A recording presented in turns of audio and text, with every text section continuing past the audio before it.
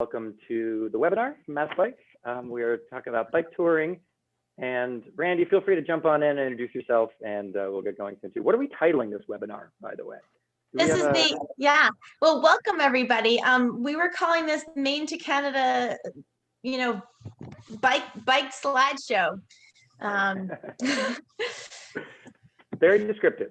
Yes. But also very inspiring, because I bet you're all on your 8th Zoom of the day. So we're going to dream about Randy's trip and dream big about getting out of these 4 walls and seeing what's out there in the world. Cool. This is just 7:03. So I'll get going by introducing you to myself. I'm Galen Mook. I'm the director of MassBike. We do statewide bike advocacy work. We are here to help you ride bikes and are interested in the kind of the higher level stuff. We do a lot of legislation work, policy work, funding work, and work with some statewide partners. However, we like to think that all biking is local. So as we think about our work, we're curious to know how your bike riding is going. So we want you to keep in touch with us. Go to massbike.org. You can email us at bikeinfo@massbike.org, and you can check us out and engage with myself, Galen, and also joined by Jess on our communication side. You can shoot us a line at massbike.org as well. But though we do broader picture stuff, I do like to say all biking is local. So we like to encourage you to ride as much as you want. And one of the biggest ways to get folks out and riding is to realize the wonderful exploration that you can achieve on 2 wheels, your independence, your freedom, and your immersion in the world. So today's webinar is going to be great because it's about really not even just biking out of your own neighborhood, out of your own region, but like getting out of the state and then getting out of the country, and then even getting on an island in the middle of the North Atlantic, as far probably as you can get on the Northern American continent on 2 wheels. So I'm very excited about that. As we get going, we're going to jump on in. We're curious, for those of you who haven't yet, please put where you are dialing in from in the chat at the bottom of the screen. We're curious about that. Please keep yourselves on mute so that we can focus on the instructors and our co-hosts, I mean. I'll introduce Randy in a second. We'll jump right in. And then welcome to this wonderful world of webinars. We have a whole bunch of other resources on our website at massbike.org if you want to go check out some more stuff. Great. And then Jess, thanks for managing the controls. I'd be remiss if I didn't remind you that MassBike is a member-driven organization. For those of you who are members, thank you so much for your contributions and your donations. They keep us rolling on the big stuff, the small stuff, and just keep this organization afloat. For those of you who aren't members yet, because we have a lot of folks joining us who might not be familiar with MassBike. I'm muted. Okay, we're going to mute you. Great. Feel free to check out our membership page, and we have a goal today of getting 5 new members. If you have not donated to MassBike, maybe it's been a couple of years, please think about throwing us a donation. It's tax deductible as is applicable by law. We are 501c3, but if we could get 5 new donors, and so that means you could be 1/5 of our goal, you could be 20% of our goal of just giving us new memberships. That's our goal today. And then I'll also pitch that we are also looking for new leadership and volunteers and just engagement in the organization. So keep in touch with MassBike. We'll throw some links in the chat about all this stuff. We are actively seeking leadership and board members. So if you're thinking about what does it mean to help run a statewide bike advocacy 501c3 nonprofit organization, we are more than encouraged to get to know you. We have a Google form you can fill out. We'll be in touch. We'll have some phone calls over the next couple of weeks, and you can get more engaged with MassBike. So think about joining our board. Think about volunteering for some of our awesome programs, and think about riding your bike far and wide and riding it as much as possible. So with that, thanks for letting me preamble and stress this out. I'm going to introduce Randi here. So she sent me a little bio. I'm going to say, first off, thanks, Randi, for joining us. She's one of our star Safe Routes to School instructors. So though she teaches 3rd through 8th grade of kids riding bikes better, I'm grateful to have you here, Randi. So say hi real quick, and then I'll jump into an intro. Thank you. Great to see everybody. Great. So Randi loves cycling for so many reasons. It's great exercise, it's a wonderful way to get fresh air, and it's a new perspective on the world. Doesn't pollute, inexpensive, it's accessible and fun. She has here since the spring of 2019. She has been teaching through the Safe Routes to Schools program with MassBike. We're grateful to have her. And biking is one of her favorite climate solutions and aligns well with her work. She's also in her off time, is an activist targeting the financial sector to stop the funding of fossil fuels. So imagine the power of the bicycle there. Her dad taught her how to ride when she was 8 years old on the quiet streets behind her childhood home in Staten Island. And since then, cycling trips have taken her touring across New England, Atlantic Canada, and even across Cuba. Randi is a lifelong cyclist and is proud that she was able to live without a car for decades now. So Randi, welcome. And with that, I'm going to pass it off and welcome all of you here to MassBike's webinar on Canada Bike Tour. And thanks. Awesome. Thanks. Well, it's exciting tonight to do this. I'm here with my friend Jen, who I went on the tour with in 2017. This was a month-long cycling trip from Maine to Canada that we took in mid-July to early August. Jen, do you want to just say hi real quick? Hello, everyone. Welcome. So thank you. I must tell you, I am the happiest when I'm bike touring. You know, daily life is simple and straightforward. And, you know, the prior summer, before we did this Canada bike tour, Jen and I did a week-long bike trip together from New Hampshire to Vermont and through New York. And then I left her New York and she kept going for 5 months across the country. The best 5 months of my life, I have to say. Amazing. And the best texting I've ever had with Jen. And so, but earlier in 2017, as Galen mentioned real briefly, we went to Cuba for 2 weeks and we did a 4-day bike trip from Havana to Vinales. And for this tour, Jen, I know you mentioned Crazy Guy on a Bike. Yeah, so I do a lot of research actually on this kind of overwhelming website called Crazy Guy on a Bike. It has all sorts of blogs of bike tourists from around the world. It's a lot to sort through, but there is a ton of information if you're willing to do it. So that's how I kind of like scoped out what roads are okay, what routes people have taken, things like that. It is a wealth of information if you can sort of get through it. It is fantastic. I didn't know about it really when I biked across country. I used maps from the the adventure cycling. Yeah, which are fantastic also. But for this trip, it was, since they don't think they have any routes for Nova Scotia, that's where the route kind of came from partially. Awesome. And at the end, we'll happy to take questions about any of the trips that you may be thinking of. So let's jump into some of the photos. So here is my bike on the right here at South Station in Boston. I'm waiting for the bus to go up to Maine to meet Jen. And you see I have a bike rack for both the front and the back tires with waterproof bike bags, my helmet, water bottle, and lots of lightweight gear.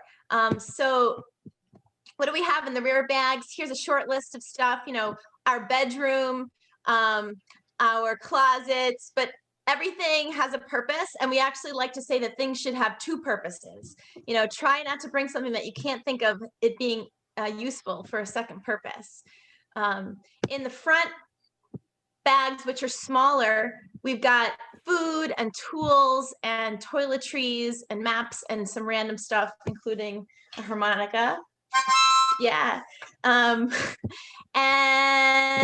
the picture in the top in the middle is comparing my sleeping pad with Jen's sleeping pad. Just as a good comparison to know that, you know, there's really great ultra lightweight gear out there. And if you're going to do a trip, try to borrow it from a friend. My friend Liz is on the call right now. I actually was using her tent for this trip, and the smaller, the better, as long as you've tried it out.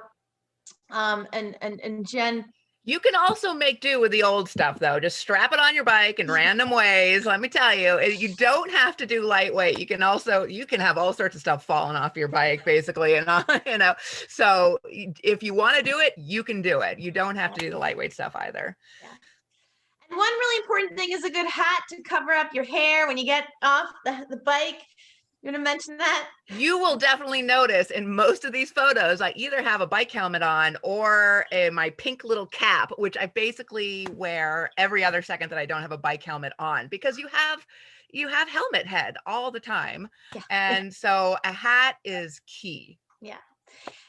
And you'll see in the top left, there's some dirty hands, and right below on the left there's some picture of cleaning the chain. So we gave our bikes a really good cleaning before we went on the trip, and we did that a couple times throughout the trip too. So getting prepared with what you're bringing, and making sure you have your bike. So I met up with Jen in Brunswick, Maine. I found her lounging in the shade of a gazebo. I was exhausted. I was exhausted. I was not lounging, by the way. So I left for my cross country trip from New Hampshire, from Western New Hampshire. And so I had this little part of the country, like New Hampshire and Maine, that I hadn't done yet. And so when Randi was mentioning, oh, let's go to Canada, let's do Nova Scotia, I was like, okay, cool. And then I can do this last little bit and then add on to it. So I, I went from, Atlantic to Pacific, just in two different parts. And I will have to say those 3 days across New Hampshire and Maine were probably the worst that I've ever done. In Maine, they just build their road straight up a hill. So that was a rough day, but I met Randi there, just lying next to the gazebo there. Yeah.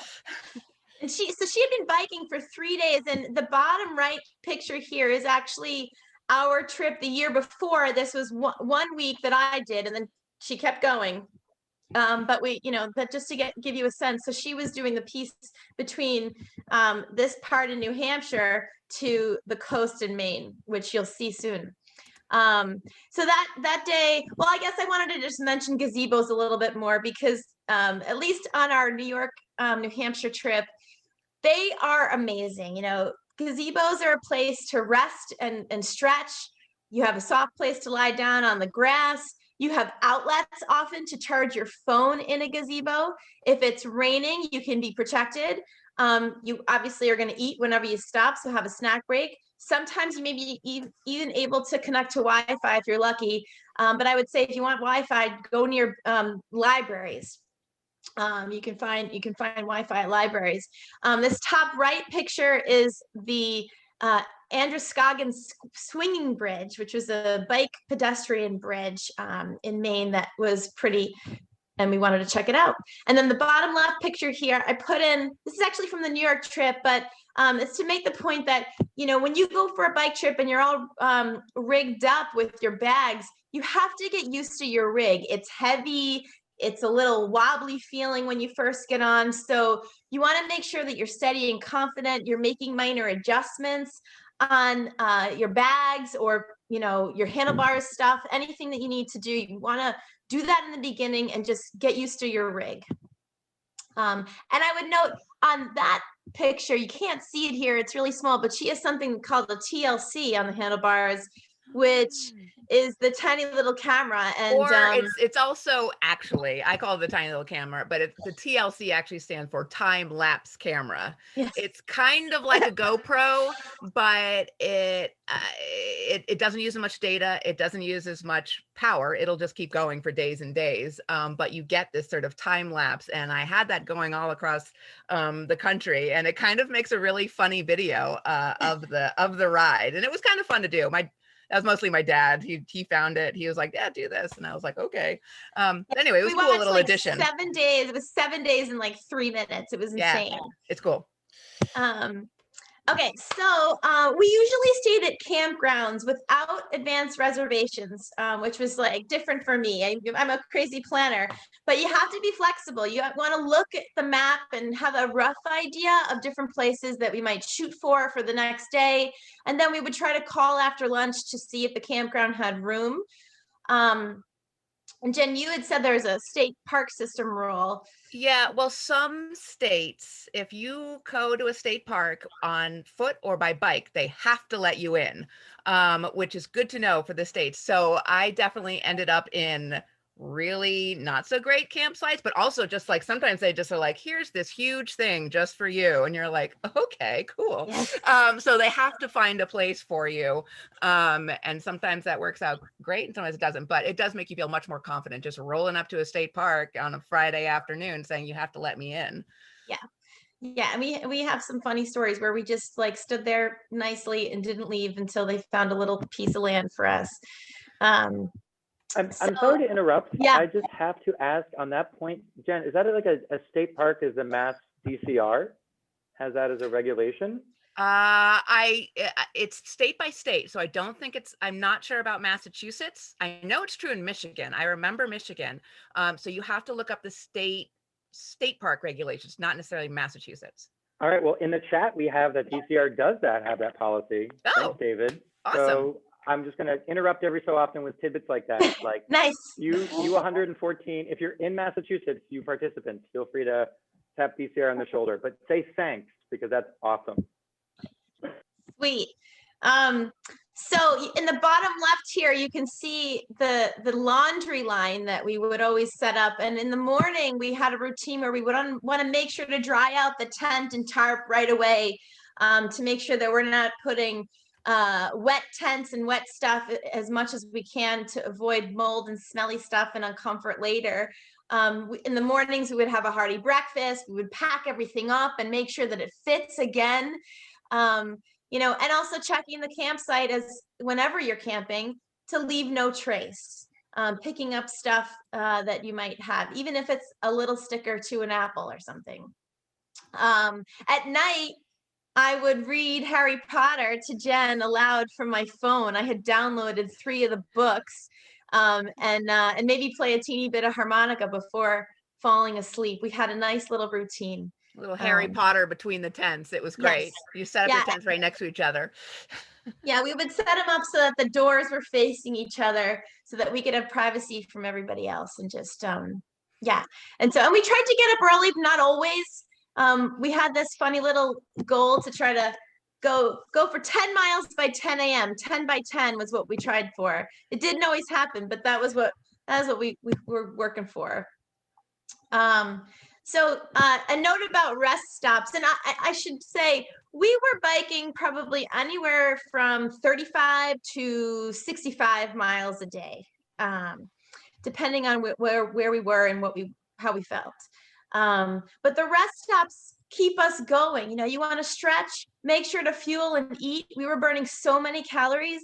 And actually, I remember one day where I was like eating hummus and a red pepper, and Jen was like, you have to start eating more. Like, we're burning what, 6,000 calories a day because we're riding for 6 hours. I think I force fed you like an Oreo with some peanut butter on top at that point. Yeah.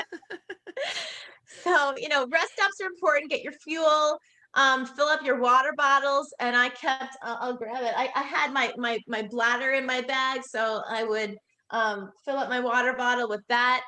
The left side picture here is my yesterday's biking outfit that was washed or rinsed and then drying all day in the sun, maybe on the back of my bike. Like, Jen, you like to talk about laundry drying? Bikes make wonderful laundry racks for drying your clothes. You wash it when you get, you know, to your campsite. You just hang it all over your bike handlebars. And if they're not dry, then you just sort of strap it down to the back of your bike, and the wind as you're biking makes a wonderful dryer. Absolutely. And this bottom right picture is me lying down looking at a brewery that wasn't opened. We were thinking about pulling off and grabbing a beer. That was in Warren, Maine. But Jen liked to joke that I always like to get down low for a different perspective when I take pictures. So if you notice some of these pictures are like, wait, that's like all the way down. Yep, that's how I like to take pictures sometimes. All right, so Jen, do you want to talk about Brent? Yeah, so this is my friend Brent with Randi and me. This is in Camden, Maine, but Brent is my bike touring buddy. When I was going across country west, I met Brent randomly in Wisconsin. The thing in a field of flowers. In a field of flowers, I know, on a really hot day, and I was like, "What are you doing in there?" But the interesting thing about going cross country is that like 90% of the people go west to east, but I was going the other way. So you see all these people, you know, you pass in all these bike tours, you know, especially on the adventure cycling routes. But I was never finding people to sort of like travel with until I found Brent, and I didn't expect it. I just like, oh, hi, another bike tourist. I've seen like 6 of you today. And he's like, no, I'm going your way. And I was like, fantastic. And then we ended up like getting along, and we biked together for 3 or 4 months, I think. We just had like a fantastic time. It's funny how you like meet these people on your bike tours and then like you're friends forever. And I knew he was okay because he actually had sourdough starter that he was keeping in his bag in a little jar for making bread and dumplings and stuff like that. I was like, oh man, this kid, he's fantastic. So he was actually working in Camden in the schooner. He loved boats. So this is the Louis R. French schooner. And he was working there, and he allowed us to sort of sleep there the one night because they weren't going out. And it was lovely. Hard to sleep because there was a bunch of people, but it was wonderful. Yeah. I don't know, Randy, if you had thoughts about that night. Well, the bottom right corner is my view when I woke up. I was sleeping on the kitchen table in the galley of the boat. Our plan originally was to sleep on the deck, but it was a very misty, the weather was super misty. You can see that in the bottom left picture. And I was thinking, no way, my sleeping bag is going to be soaked in the morning, and that is going to take forever to dry out. So we stayed dry downstairs, but we probably had lots of aches and pains. Yeah, so just keep things moving. This is a beautiful spot. The bridge that we're on is the Penobscot Narrows Bridge. And it actually is like a cable bridge, very, very similar to the Zakin Bridge in Boston. It's huge. And I'm going to share some wonky stats with you throughout. So this is 2,120 feet long, the bridge. The towers reach 420 feet in the air. It's really high up, which is kind of crazy when you're riding your bike to get up to these like large, tall bridges. If anyone has ever gone to the Cape and you're going over the Sagamore Bridge, that's a crazy feeling. Or, in 2016, we went over the Peace Bridge in Buffalo to Canada, and that's also a nutty situation. In the bottom right corner here, I just wanted to do a shout out to our mascots, little blue dog on mine and Jen's. It's a little hedgehog, and it squeaks, which is great. And I called him Not So Sonic the Hedgehog because we're not so fast. Well, wait, so his nickname was Not So. He's still on my bike, actually. Yeah, and this is, I just wanted to point this out because you need things to keep your spirits up. These are long days, these are long slugs, and having these little guys in our handlebars makes you smile. It's fun. We also had a thing about striped socks. Go Team Stripes. And so, but just gorgeous scenery, and we were blessed with some really beautiful weather. Let's see here. So we went up towards Acadia National Park in Maine and decided to stay 2 nights and hike a little, which was a real treat. And it was Jen's birthday in that mix, and I want her to. I do love biking on my birthday, if not only just because it's biking and it's great, but also the joy of biking is that you can kind of eat anything you want. So I usually have a tendency to eat a lot of donuts and ice cream, and this day was no exception to that. We were hopping around from donut shop to ice cream shop, and ice cream was a recurrent theme everywhere we went. Like you said, you can eat what you want when you're burning so many calories. And we had kind of an ice cream o'clock, sometime between maybe 3 o'clock and 5 o'clock. It was always the time to start looking for an ice cream store somewhere. Then this eat, drink, and be merry picture is from a lobster place. We met some friends and had a lobster dinner, which was a super big treat on a bike trip. So those were some good memories. Yeah, so this is, I think, the culmination, Jen, of your finishing your cross-country trip. Right, this is my easternmost point in the US. Yeah. And it was beautiful there. So yeah. This is Lubec, Maine, actually, Sunset RV Campgrounds. I think we might have been the only tents there, but this is where the first rays of sunshine hit our country every morning. Spectacular sunsets and sunrises, so beautiful. The picture on the left is my dirty finger, and I'm trying to point to Jen, but I can't see her in the distance. I was having trouble with my chain falling off on this particular stretch of road. And it's important to carry tools and be your own mechanic. I have, you want to bring your pump. Here's my pump. And you want to have tire levers and a multi-tool to try to figure out what's going on. Here's some levers. Here's my awesome rusty multi-tool here. But it's important because you're not going to have, sometimes you just got to do things on your own. So you want to be able to know how to change a tire, fix your brakes, clean your chain. We were always picking up rags on the side of the road. And Jen's favorite, toothbrush. You yes. got to pick up toothbrush, and you'll find toothbrushes on the side of the road, and they are fantastic for helping clean your bike. It's great. But this is all pre-COVID, so make your choices. The ants, I just want to, this is the get down low. I was zooming in on some ants fighting or dancing at a campground. That was fun. And that's a reminder to talk quickly about mosquitoes, actually. So remember to bring repellent. When you're biking, the last thing you want to do is get bitten alive when you get into camp and you're setting up your tent, because right around dusk is when they get really bad. So remember to pack your mosquito repellent.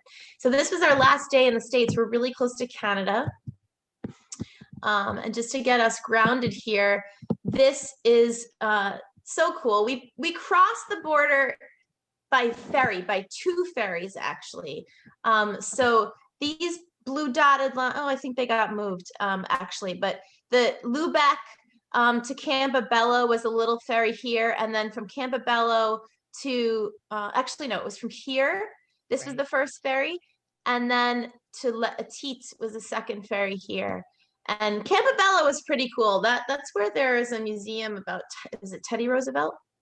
I highly recommend that museum if you ever get over to Campobello. So here's some pictures from the ferries. I love taking bikes on ferries. It's really empowering to just travel that way and have everything you need with you. And that's something that I've learned well here in Boston. A favorite bike ferry trip is going to Provincetown and camping on the Cape. There's a few campgrounds out there. So here in Canada, the water bodies that we crossed, I was looking this up and zooming in. I did not remember this, so don't think that, but I thought it was funny. The water bodies in one of the stretches were called the Friar Roads. And the second stretch for the second ferry was Passamaquoddy Bay. Just some funny names. And that's one of the fun parts for us about traveling is you just zoom in and you see, well, where are we? What is this? Yeah, any fairy tales, Jen? That I do love that pun. But I mean, ferries are lovely. Like usually they are pretty cheap or free for bikes to cross. And I've done a number of border crossings on ferries, and it's the way to go because it's just so much more relaxed. You don't have all the cars, coming up and stuff like that. It's usually just a small number of people. So it's the way to go. If you have an option of taking a ferry, I would highly recommend it. Yes. And we were debating whether we were counting our nautical miles and our mileage count, but I don't know where we ended with that. But I will say on this trip, we took 4 ferries, 2 ferries. We counted 5. I think we counted 5 actually. Oh, yes. 5 ferries that last day when we had the lobster. Cool. So, all right, a note about fat and sugar. I'm always a big fan of fat, but especially when you're traveling. And I learned when it was getting colder on my cross-country trip, all I wanted was butter, but butter is really hard to handle in a bike bag. But I learned that you can put a pound of butter, you can just shove it into one of those Talenti ice cream jars. You kind of wait till it gets sort of smushy, and you can just jam it in there, and then you've got a pound of butter in one of those Talenti jars. And yeah, you have to keep eating fat when you're biking, especially if it's cold. And sugar is always good for a quick hit too. So I was always a fan of that too. Yeah, this is funny actually, because on one hand, the butter and the sugar is putting on pounds, but on the other hand, we're always looking for ways to cut down on the weight because you're carrying everything. And every Butter's ounce, worth it. Butter yeah. is worth it though. Well, I'm saying that because explain what you're doing with the Oreo container there. Oh, right. But space and weight is important. So like those little Oreo containers, they have those little sleeve, sort of those plastic sleeve things. You have to get rid of those. And a lot of times you like are at the grocery store, like throwing out, you know, the packaging and stuff like that, or recycling if they have it. So you can fit it into your bike bag. So there's a lot of jostling with food, especially in your bike bags. Yeah, I absolutely. do like the potato chips bungee to the back though. That's a pro tip. Easy access. Yeah. And that bottom right picture was at a donut shop that we pulled off of because we were riding this crazy, for me, it was a crazy stretch of road. It was a highway and it was 100 kilometers an hour and it was very nerve wracking. And so the first little road that I saw, we pulled off and went straight for the Boston Cream. I do have to say that like biking on highways, you almost have to do it in places like North Dakota and Montana. There just are no other roads. So you do get used to it, and the you know, the wide shoulder and stuff like that, you know, it makes you feel much safer than on those roads that you only have like a foot or two of shoulder and the cars are still going 60. So I don't know. Don't be scared of it, but also it's not legal in every state. So check before you go on a highway. Yeah, good point. Dogs along the way. Love big dogs. We got some good visits with ones that we met. These two golden retrievers, the one on the left that Jen is hugging, that was at Prince Edward Island, and I ran out to give her kisses. The bottom middle picture is another sweet golden that was at a house of a friend of her family's who we stayed with in St. John. And there were a few nights where we had friends of family that we stayed, you know, in a basement or set up our tents in their backyard. The beautiful brown guy in the top middle there, I don't know what he was, but he was on one of the ferries. He wouldn't look at me. He was kind of nervous about the water, maybe. And then the black Schnauzer, this is Albert. He was at an Airbnb that we stayed at, and one of his dads was a professional hairstylist, and I just wanted to share this with you. That was in Halifax. That was a really great dog. I do want to add one thing about dogs. Not all dogs are nice. And you can see, I know, you can, and what I was sort of trained myself to do if there's a dog is you have to stop and you put your bike between you and the dog. Like if you're not sure if this dog is good or not. So you'll see in that picture on the far left that I'm off my bike. I am on, you know, there's a bike between me and the dog. So that's just, yeah. Just in case you do have a dog that's not particularly nice, yes, doesn't want to give you kisses. Yes, I have to say I did that with alligators when I was biking in Florida. Keep the bike between you and the alligator too. Okay, so we're moving on to Prince Edward Island. So in the red circle here, this little section, you'll see we actually added some busing to our trip so that we can cover more ground and make time for some of our most favorite parts of the trip. These were the Maritime buses that we used on a few different days.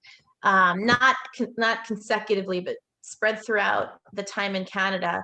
They gave us bike bags and we covered them and put them in the storage compartment.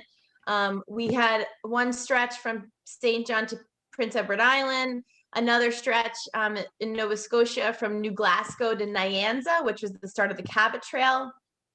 At the end of the Cabot Trail from Baddock to Halifax, and then to get to Yarmouth for the ferry home, we took a bus. But we had, you know, out of a month, I would say we had like 24 biking days probably. So it wasn't too much, but we considered it cheating. So feel free to consider it cheating. And then the bottom picture across is Cows in Prince Edward Island. Just a beautiful place. I want to share more pictures on Prince Edward Island. You know, we stayed a couple of days with a friend of Jen's family, and these pictures here are from a joyride. We didn't have our bags with us. It was a brilliant bluebird day, and it was the season where canola fields were just in full bloom, and these yellow fields against the blue skies were breathtaking. Lots of farms in PEI and the ocean views. They grow a lot of grains and potatoes. If you ever notice, if you think maybe you've seen PEI potatoes in the store. And I looked up, they have over 100 potato varieties in Prince Edward Island, especially Russet Burbank, Gold Rush, Superior, Yukon Gold, and Red Norland. And this bottom left picture here was a tractor that passed us. And I just put this in there as a note to, for me, when the large vehicles would pass, it just, you feel it in your whole body. You smell them, you feel the rumbles.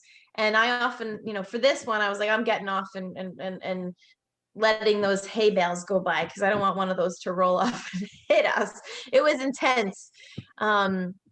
So beautiful time in PEI here. We also had some beach visits in Prince Edward Island. They were brilliant. Lots of gorgeous rocks along the coast. Here's some shadow pictures and playing with rocks. We found some jellyfish there. And Jen is a geologist, and I just want to offer you the chance to say anything you want about rocks. I mean, here. yeah, they're always, that's wonderful thing about biking and being a geologist, is that you're going slow enough that you can actually check out the rocks you're going. If you're driving, they just go by too fast. And, PEI is mostly sedimentary rocks, and they have a tendency to erode in different ways. Some parts are more erodible than others, and that's why you get these sort of interesting formations along the seacoast. The one, I think that's called the teacup rock, that you see sort of in the background, like between the other rocks. That one. And it's like one of the most photographed rocks in Canada or something like that. Anyway, these are beautiful. It's lovely to go, and it was lovely to go and hang out in these rocks. Yeah. And the water at PEI was warmer because part of it was coming from the St. Lawrence River. So we were able to go swimming, and that was just really beautiful. Okay, so the second half of our PEI time, we did parts of the Confederation Trail. So this is a map of the whole Confederation Trail. We did about 70 miles of it on the east side. We also rode on some roads, but we spent 4 days biking on PEI. And it was, there were pluses and minuses with the Confederation Trail. I think pluses, it was a reprieve from the cars, even though the roads on PEI weren't that busy at all. But we met a lot of nice, cool people. One couple highly recommended a ride called the C&O Canal Towpath, 185 miles from DC to Maryland along the Potomac River. And then it also connects to the Great Allegheny Passage Trail that's 150 miles long. So I wrote those down because those are trips that I'd like to maybe do one day. But for the cons of the Confederation Trail, Jen, do you want to give your 2 cents? Oh, I mean, gravel is lovely in some ways, but you're always just kind of shaking a little bit. I mean, we both had bikes that were more road bikes, with smaller tires. So it was very jarring. And also this one was really boring because it's just flat. You're not getting the views of the ocean and stuff like that. I don't know. They're hit or miss. It depends on what trail it is. Yeah. The Confederation Trail is like a red stone dust, which actually in a previous slide I didn't mention, but yeah, it's very iron rich soil on PEI, which is why the potatoes grow so well there. But the stone dust got caked up in our chain and on our gears. So we had to do a lot of TLC to keep our bikes clean. Especially after we got off that trail, I was like, I'm getting all the rags out and cleaning up my chain. But this is a great network, especially for if you're on mountain bikes or something that can take the that kind of riding. So the camping on Prince Edward Island was some of the most relaxing places, and it was very peaceful.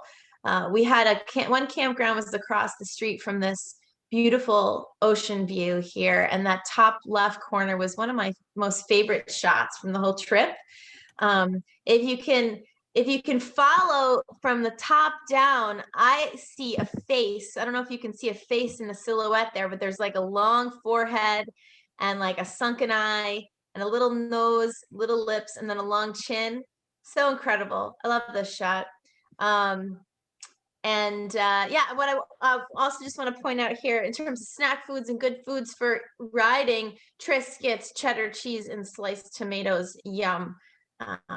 Very good. This middle picture here was a dual pad bike seat that someone else had that we saw, which we think avoids pain on your bits. But beautiful, beautiful beaches in PEI. So the next leg of the trip, we went from PEI to Cape Breton. So we were traveling by bus across and actually up to about here. This was a little spot called Nyanza, and that little stretch between PEI and Nova Scotia was the biggest ferry, but a short ride. It was from the Woods Island to Caribou Monroe Island Provincial Park, where we went. And we were really getting excited about the Cabot Trail, which was getting closer. We rode straight in PEI that day from Brudenell Rv Campground. It was a super straight road, lots of trucks. And we realized they were heading for this giant ferry too. And Jen, you remembered getting off the ferry early?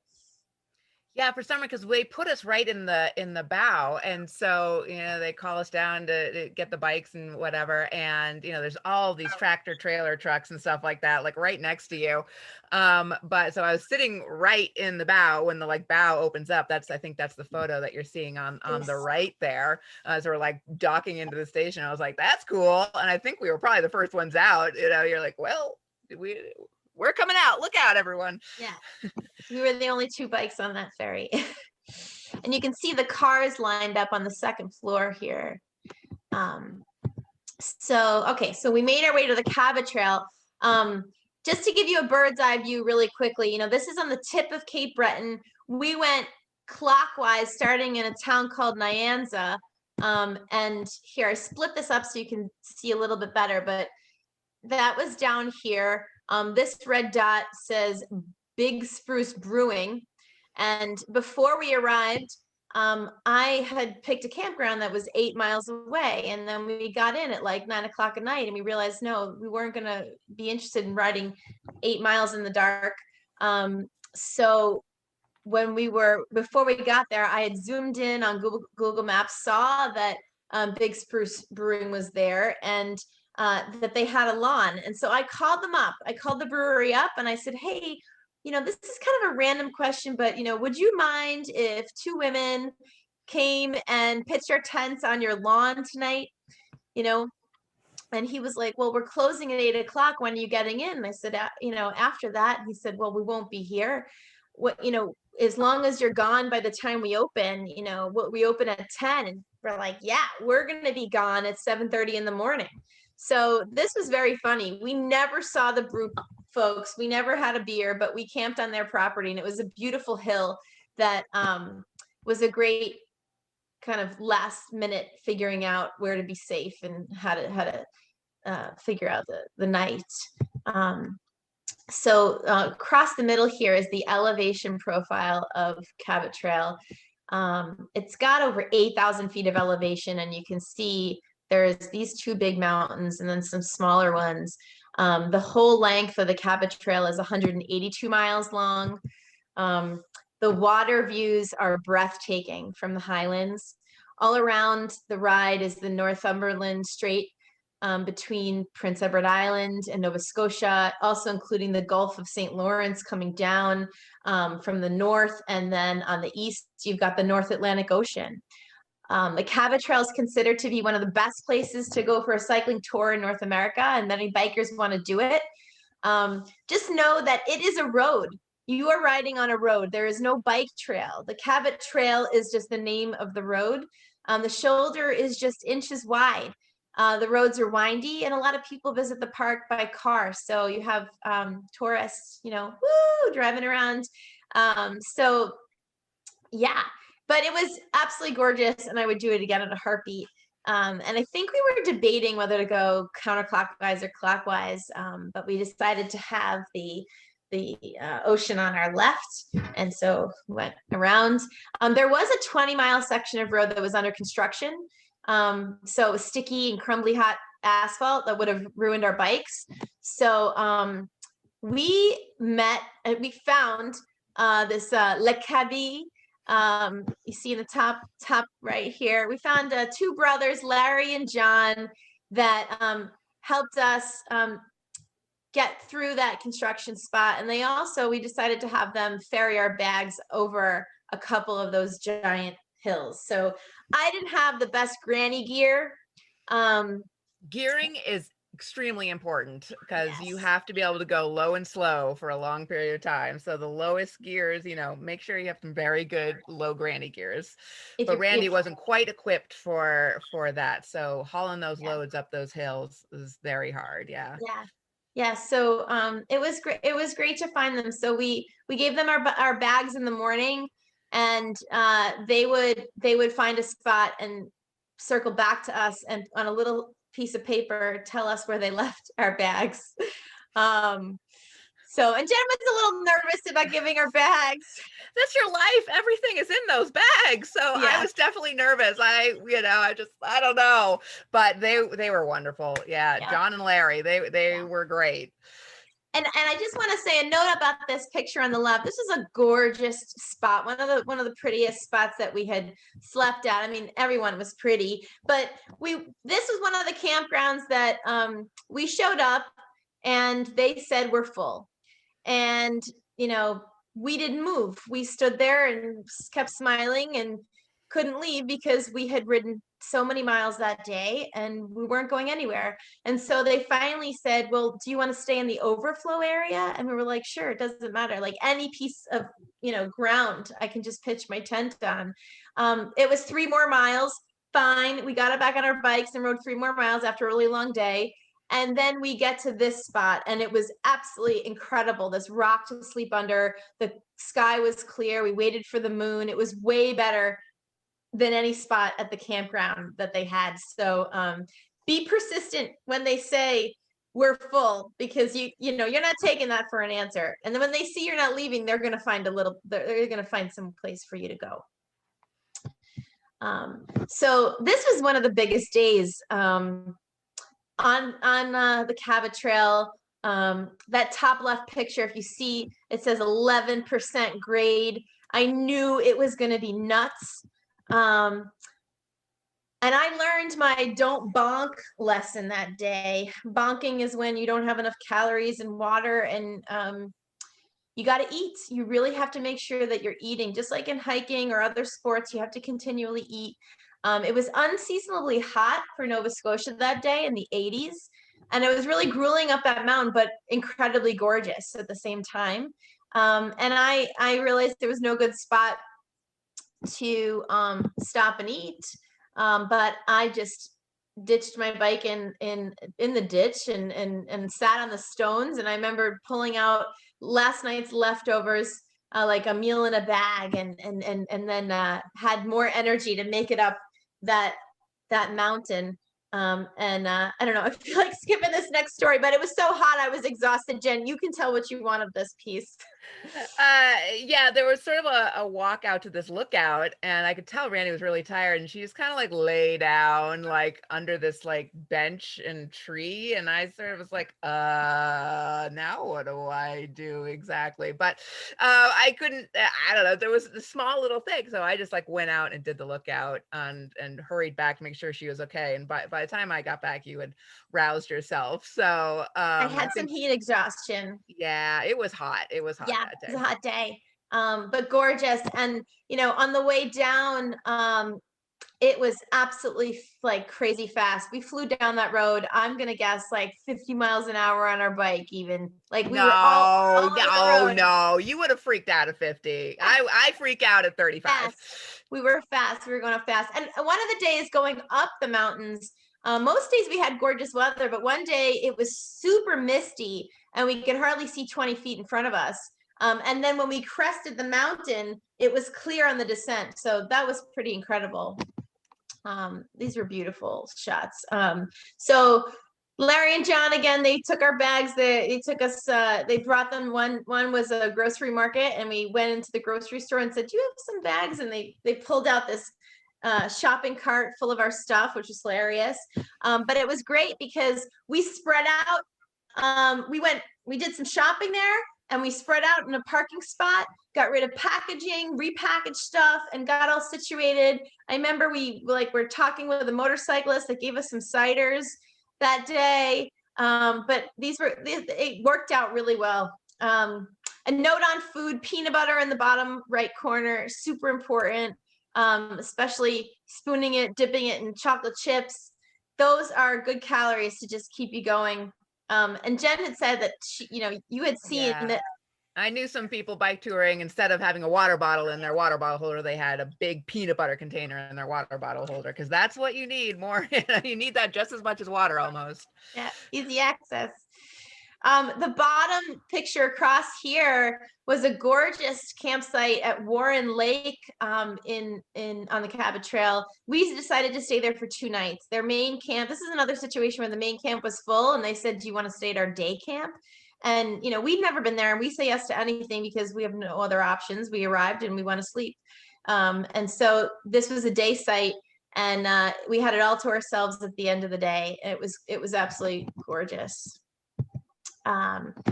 So these are some photos from the last day on the Cabot Trail riding into Baddock. We were starting to feel the end of the trip and wanted to savor everything. We did have a teeny tiny ferry ride on this day. The ferry itself was huge, but you only crossed, the length of the ferry was like half the length you traveled. It was just like, whoop, oh, you're done. Okay. Everyone off. Tiny. But I love this fish place. It was decorated with a signpost of destinations like, Boston, 700 miles, Mexico City with 3,500 miles. But instead it said, clams, haddock, fish. It was so cute. So we had some food there before the ferry, and just some pictures here, the rocky beaches on the Cabot Trail. We had some really long rest stops at these beautiful spots. And I remember we would find big flat rocks and create little stone thrones for to sit on, to be comfortable, to spend some time relaxing on these beaches. So this is going from Prince Edward Island to Halifax down here. And in Halifax, we explored the city for a couple days. This was kind of the end of the trip, and so we were kind of orienting back to civilization, I guess you'd say. We were looking at gardens, museums, old ships. We saw some live music and traditional folk dancing. Halifax has a beautiful waterfront, and we stumbled into a festival downtown, and then we went on this dock and found this amazing double rainbow. And you can see me in my green jacket there at the end of the inner rainbow. And we spent a long time after that watching the moon rise off the dock. I have a ton of pictures with this moon from different places around the top of the lighthouse. And fun fact, there are 41 lighthouses to visit in Nova Scotia. So that can keep you busy as a little list. And the top left picture here was a fun story that we were camping in the backyard of a friend's friend, if I'm getting this right. My friend Nancy, who's Canadian, had suggested. So I put a post on Facebook realizing we never figured out where we were going to stay. And so I said, does anybody know anybody who lives anywhere near Baddock in Nova Scotia? And she got back to us.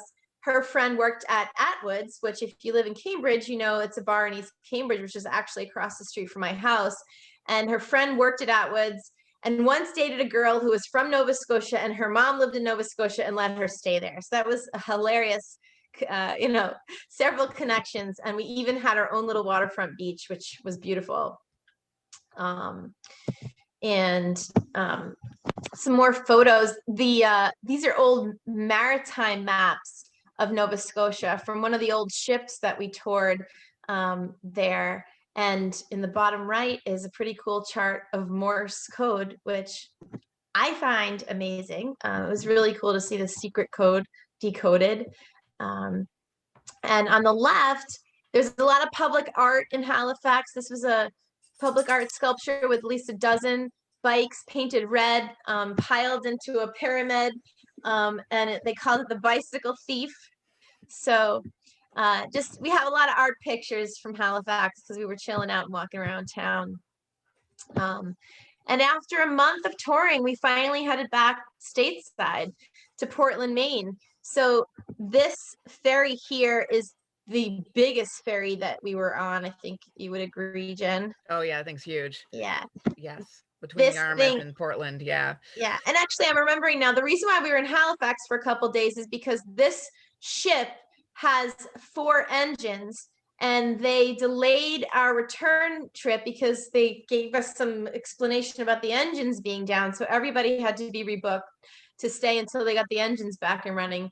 But it was a beautiful giant ship, and these big windows reminded me of one of the Indiana Jones movies where they were on a blimp. But it was an entertaining ride. It was I think a 5 or 6 hour ferry ride.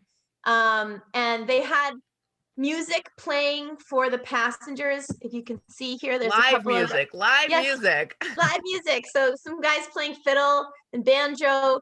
And I just it reminded us of Kaylee. So that is pronounced Kaylee, and it's a social event where there's Scottish or Irish folk music, singing, traditional dancing, and storytelling. And there's a really strong Gaelic culture on Nova Scotia, which we were really delighted to find out about. We did not know about that, but this is really what makes Atlantic Canada unique.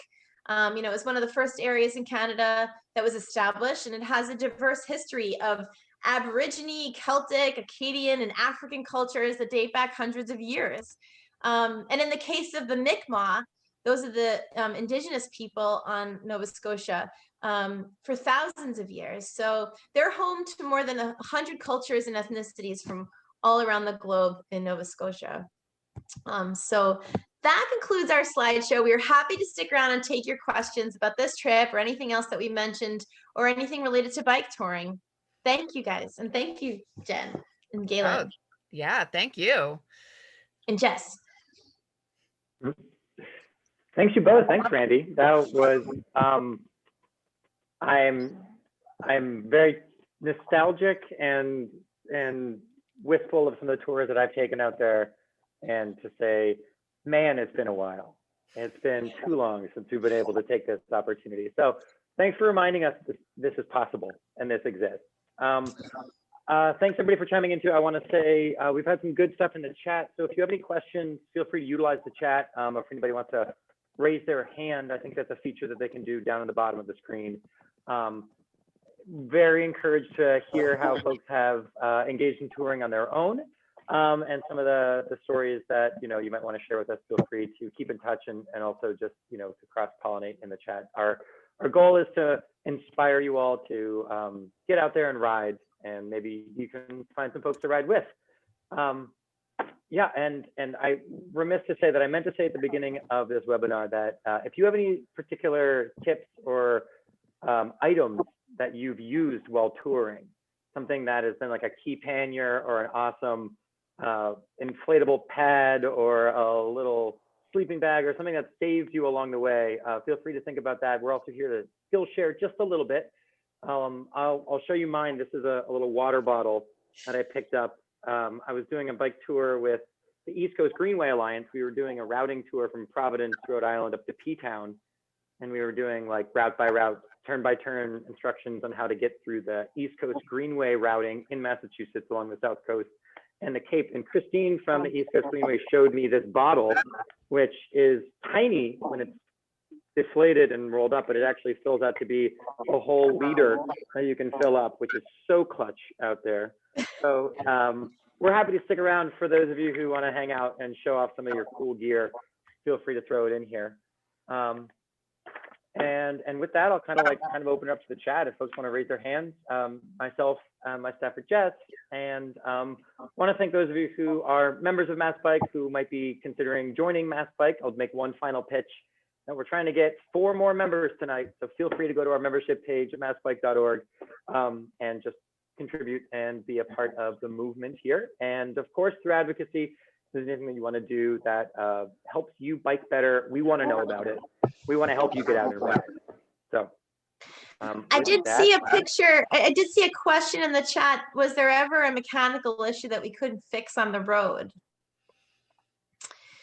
And you know, that day that my bike chain kept falling off and I was going uphill was really frustrating. And it took like 2 days, I think, to figure out that there was some tiny little piece on my bike that was the chain guard, and it shifted. And so that's why the chain kept falling. So, you know, I flipped it over and I said, Jen, would you please take a look at this?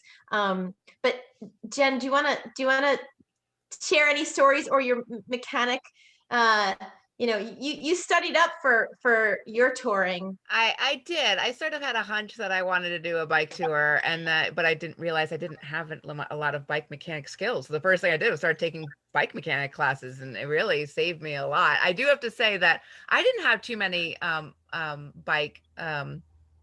mechanic bike issues, but my friend Brent, who I biked with, at one point I think he had like 3 or 4 broken spokes on one of his wheels. Thankfully, it was right before we got to Portland, where we were planning to take Oregon, I should say, where we were gonna take a few days off, and so we ended up building him a new wheel. But that took some time. But yeah. You know what I would also say, you know, we were lucky, we never had any flats. And when I teach in the Safe Routes to Schools program, we talk about pumping up your tires. You always want to remember to go 5 less than the maximum PSI so that you don't have your tires pop.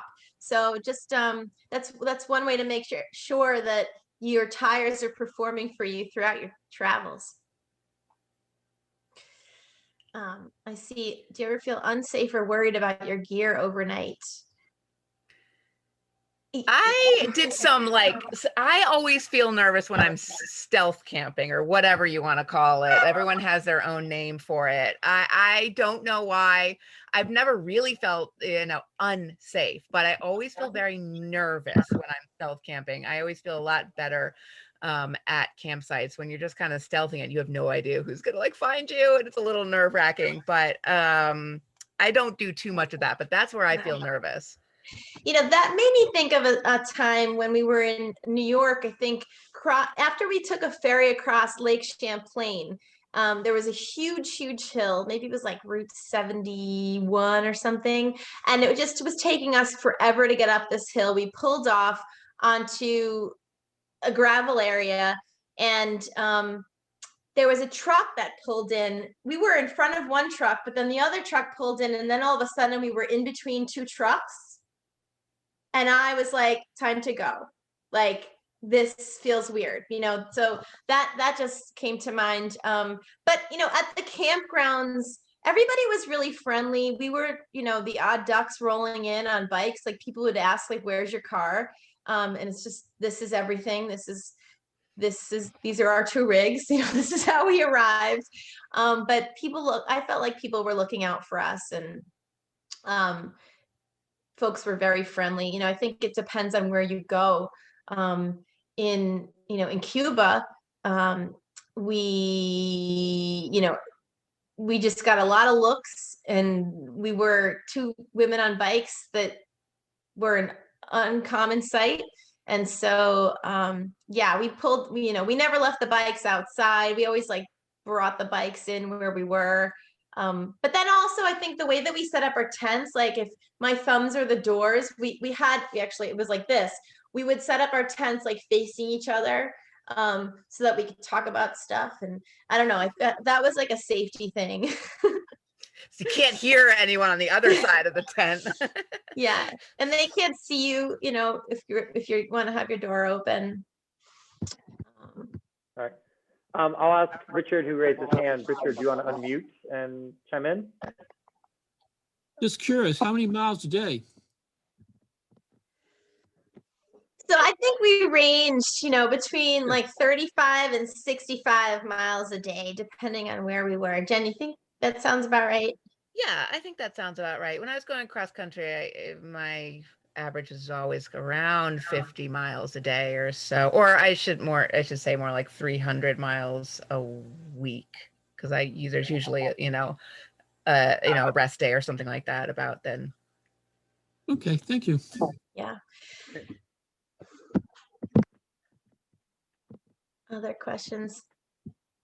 Yeah, there's a few in the chat. While you're scrolling through, Randy, I want to remind folks that there is a lot more information out there to follow up. This is just scratching the surface. Apparently, AMC, the Appalachian Mountain Club, has a webinar on March 1st on a how-to do bike camping, bike packing and touring and all that sort of stuff. So check out our chat. That's in there. And AMC is a great organization. If you're not familiar with all the great work they're doing, it's great. You should check them out. And there might be a good opportunity to find some folks to kind of maybe go touring with if you're looking for some folks, because they're into helping people get outdoors. Yeah, thanks for the shout out to AMC. I'm a longtime member of them as well. And so there's a lot of good AMC folks on the call. Yeah, my bad. Jen is correcting me. May 1st. May 1st. So you've got some time. Okay. Don't worry. May 1st. Thanks. There's a question here from Janella. What are the main considerations you need to make when buying a touring bike?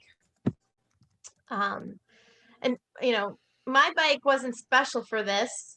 I think you want to make sure when you're getting you want your bike to fit you well and be comfortable. You want to be able to have good bike racks that can take the weight. There are some really cheap bike racks out there. Don't cheap out on your bike racks, because and I have my bag here. You guys have probably seen these giant bags, and there's a ton of space in here, and it fills up and gets pretty heavy, and you want to be able to deal with that load. Thinking about where your pump is going to be, how things fit. Like if you're, some tours like will have bags strapped on the frame in between their legs. And so you want to try out how the bags feel so that you have clearance.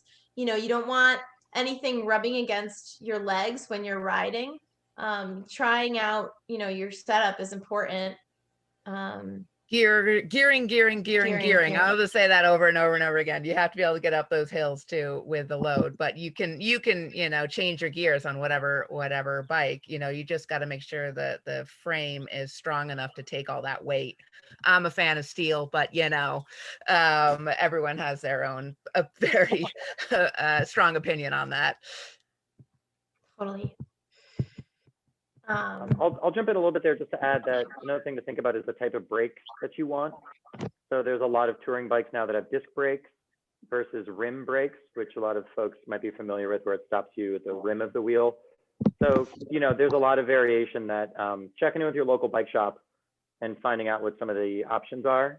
Do some good homework and talk to a lot of folks before you go and purchase the bike itself. And then the gear can always be added on to kind of as a second phase to make sure that it fits all right as well.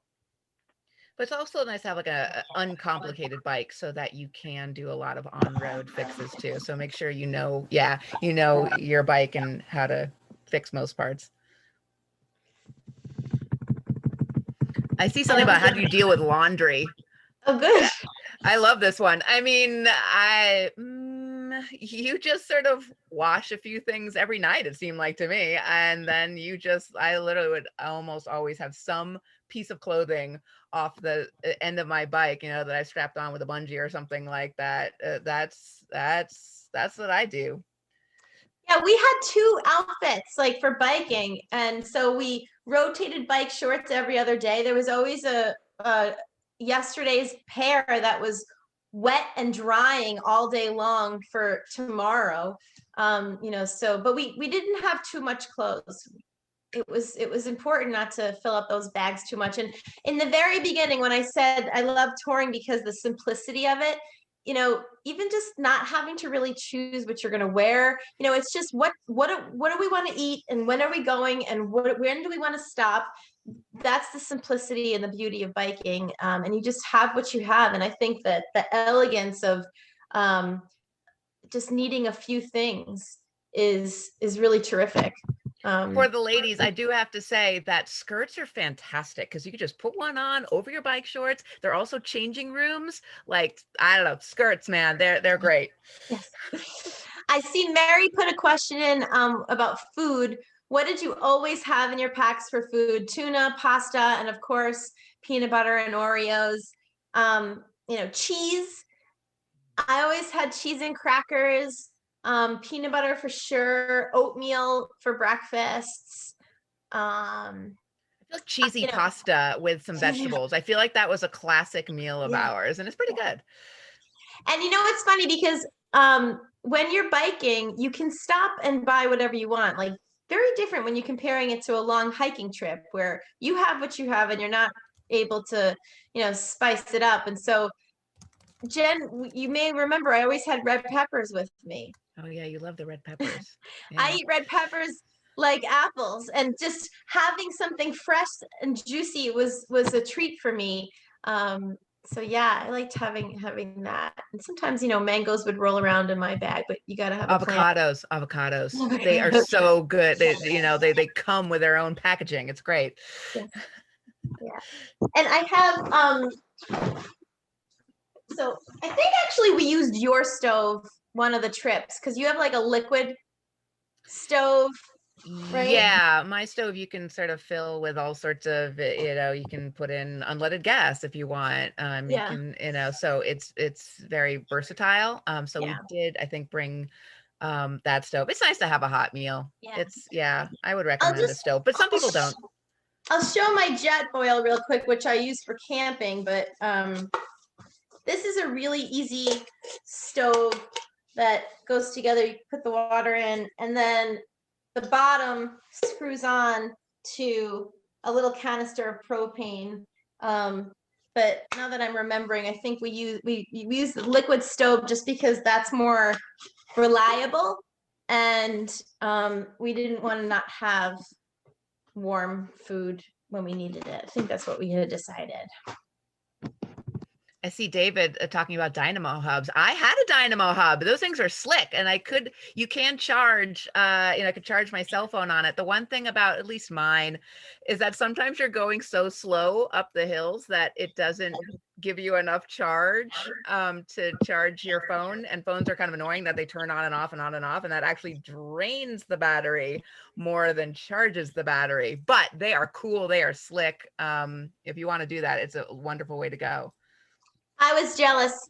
She always had more power on her phone than me, and I'd be like, "Can I charge my phone on your bike?" But that's where the gazebos come in, and but it's not about being on your phone, right? These kinds of trips are about unplugging and taking a break from technology. Now the phone just becomes a camera, but then you just want to take in, and I think there's a lot of stuff that we didn't take pictures of that are just up here forever. And I do would have put a plug in for, hard copies of maps. Lots of people use their phones, but I think that real maps are a great way to go. Cool. Any other questions? This is so much fun. The single most useful thing that we carried. My hat. I swear, now it's just my hat. Like, that thing is that. I don't know. I might say my quick dry towel. Just because certain things, we had this running joke where what is the extra, like what is the other function for something? And towels can, you can wear a towel, you can dry things with a towel, just so many things you can do with a towel. And this is one of those really thin ones, a thin, small, like the medium-sized quick dry towels that we had. But that's a great question. I also wanted to show my Lucy lamp. This is a little solar cell here. So it's not charged right now because it was sitting in the closet. This blows up, but it shrinks down. And this is a great thing to have with you on the trips because after it goes dark, you're not inside, so you want to have a little light to read or to go places in the campground. It's good, and it's funny because we actually found a Lucy light on the side of the road. Yeah, you found one on the side of the road, and it worked. It works, and that was fun for us. We always were looking at we had this game where we would like dream of something that we needed and say it over and over again. to hope that it appeared on the side of the road. It's very Buddhist. You like set your intentions for what you want on the side of the road, and then it comes, and it's amazing. Whether it's a toothbrush to clean your gears or string. I think we had dreamed of, we needed string at one point. Yeah, one of my friends needed a plate, and there was a plate. It was great. Yeah. Mary asks, have we been friends for a long time? Do you want to answer that? The answer's no, actually. No. I barely knew Randi when she proposed to me. No, she proposed that she wanted to do some of the my cross-country bike trip with me. Like, I barely knew her, and I was like, yes, please come with me. Like, it's very scary to like set off on like a multi-month journey, like when you haven't done it before. So it was really nice to have like a friend go along with that. So I took a lot of pride in teaching her how to build a fire. I know, because I hadn't camped much. So Randi like taught me how to like hang a bear bag and stuff like that. Hang a bear, which we gave up pretty soon. That was on the New England trip. But I was a little bit obsessed about hanging bear bags, which is a fun thing to do, but it's not always necessary. But you got to know when. But it's funny because we met through a common friend who held an event once a month called the Stitch and Bitch, and but nobody sewed or nobody knitted. One friend was, filing metal gears to build a moped, right? And I can't remember. I just remember we had the same hat. Crazy projects once a month pre-COVID, and Jen and I met at Stitch and Bitch, and that was the year that I decided to leave my job. I was the recycling director in Cambridge for a long time, and the idea of just getting on the bike and going was absolutely compelling to me. And so I was like, hey, can I come with you? Yeah. So let's see. Joy asks, how are you able to take off time from work and family? So yeah, we were unemployed. Well, technically I wasn't, but I just really didn't give them an option. I just said, I'm kind of taking time, leave without pay. See ya. And it's funny because I was looking for a job, and at the time, this was the beginning of the Massachusetts governor's race. And I met Bob Massey like a week before we left, and he asked me to work for him. And I said, well, I'd be happy to, but I'm going to be gone for a month. And so Bob Massey was texting me during this ride saying, you're coming back, right? But he lost the primary, so the rest is history. And for family, well, my parents are in New Jersey. Hi, Dad. Hi, Mom. You guys are on right now. This created some exciting texts and random calls. Let's see. Lee asks, in general, what were the quality of the roads and the shoulders? Want to take that, Jen? In Nova Scotia, I don't think the shoulders were very big, but I think the drivers were relatively kind. I don't remember anything. Yeah, of course I biked a lot at that point. So I was like 7,000 miles. So it's all kind of a blur at that point. So Randi, you might remember better. PEI, the roads were beautiful and not a lot of people there. And so we kind of were just, we had a lot of space in PEI. And like we mentioned, the Cabot Trail was just a road that the shoulder was probably 3-4 inches wide, and broken. It wasn't in great shape, but you do it because it's the most breathtaking scenery in this part of the world. So just kind of hunker down and let the tourists in their rented cars go past you. But it wasn't a busy road. And I think that's the thing, is when you're bike touring for a long time, you forget which day is which. And so when Saturday and Sunday roll around, the roads are busier. During the week, it's not as busy. So you can try to plan, I wouldn't, but you could plan around that if you wanted to, certain parks, not to hit them up on the weekends. And going on like well-traveled sort of bike routes, the drivers are used to seeing bikers also, so they're just a little more conscious that you're out there. Yeah. Corinne is here. Hi, Corinne. She asks, what bike packing trips do you want to do next? And, we're thinking about the Southwest. Yes. Warm, flat, pretty, red. Yeah. A time of year for the Nova Scotia trip. That was mid-July to early August. And again, they said to us it was unseasonably hot during that time. I don't know what it's been like in the last few summers, but that day when we went up the crazy mountain, that was 85 degrees or something. It was super hot. Yeah, I think it can get cold and rainy up there. So if you're doing it, definitely be prepared for that. We just lucked out. Other spots, Jen, that you're thinking of for trips? Ooh, I don't know. I've never been to the UK, and I kind of want to do that too. Randy doesn't know this. Randy's like, I'm in. Well, there was one trip I think we found that this is again on the cheating category, but there was a trip where I think it was along I can't remember the name of the river, but you bike along the river, your stuff is on a boat, and you sleep on the boat every night, but you get to bike and your bags are ferried. This was in Europe. I'm totally blanking on the name of the river, but that sounded like a really fun trip.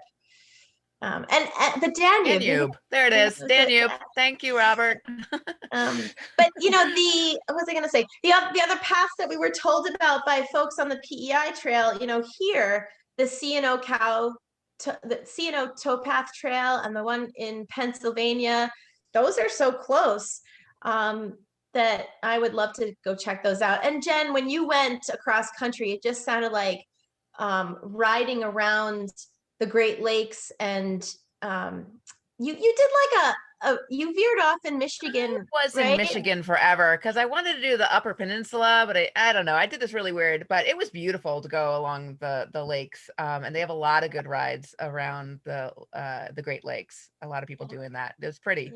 Yeah.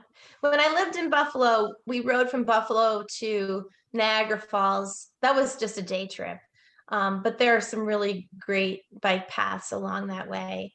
I see Leo's question. How about access to the bathroom side of the road? You can find bathrooms when you really need them. It's what I would generally say. If you are along roads, you're usually coming up to places that have bathrooms, but not always.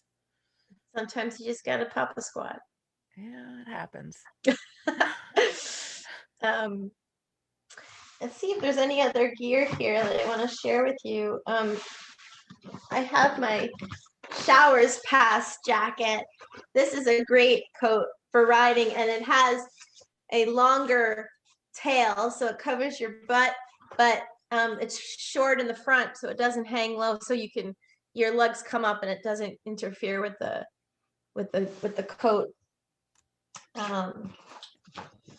And then my trusty little, this was for oatmeal in the morning, for breakfast, for tea, for everything. And this piece comes out. This was great. And it's very lightweight, and I can hang it on my bag. And then it has the top so you can, have your warm drink in there. And, we kind of ran over this in the beginning, but we only had 2 pairs of shoes. We were clipped in. So we were riding with clips and bike shoes, and those were our covered shoes. And then we just had sandals, and we wore thick socks, and that's how, it was a tough decision to do that, but bringing another pair of shoes takes up so much space and was heavy, and we just decided to go with sandals as a second pair of shoes. Bushes. Yeah, there you go. Yeah. Why not? I appreciate Sandra's, if you will it, it shall be. So if you think bathroom will appear. For water, we filled up wherever we could in stores and restaurants.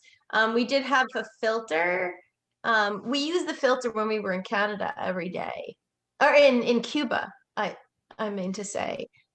Yeah, usually, if you're sleeping at a campsite, you just kind of like fill up what you think you might need for most of the day. I don't know. Everyone has their own opinion on this. Do you want to spend time looking for water, or do you want to carry the weight? Yeah, the bladders are fantastic. Yeah. I for like that to sort of have stuff. it because I didn't want to be without water. And so, but you kind of get, you look at your route and you see when you're going to be where, and you can start to project how much water you might need, but you want to overshoot that because in case you break down, you want to have more water, but you're riding. So you're passing a lot of places. In Cuba, hot, it was so hot. We pumped all our water in the morning. And I remember we never had enough water biking in Cuba. I couldn't believe I drank like 4 liters, we weren't there yet. And we were looking for more water in Cuba. I see the mention of warm showers. Yeah, they're fantastic. Absolutely. Definitely get to know warm showers. It is a wonderful network of people, and just a fantastic lifeline if you're touring. Yeah, we never used it, but you used it when you were cross country. Yeah, I feel like we looked at it, but just, I don't know. I don't remember why we didn't use it.